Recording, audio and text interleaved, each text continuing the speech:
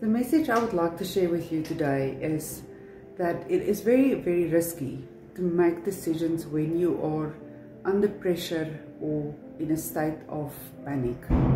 If you have unsureties in your life at the moment or at any given time, and you have to make big life decisions, don't make it out of a place of desperation and urgency, because big life changes has got a long-term effect on your life. Rather get to a place of calm and clarity, get your answers before you make permanent decisions. It's important for your future and for your journey to make sure that you have clarity of mind, peace of mind, and that you're happy with what you are deciding.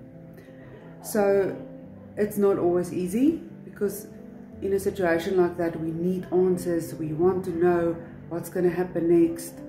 But when you are desperate, you tend to make mistakes.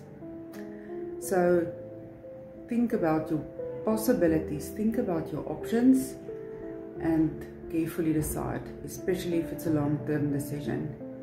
I'm Lenae Nel. I'm a life coach and I'm here for you. Reach out if you need anything. Enjoy your day.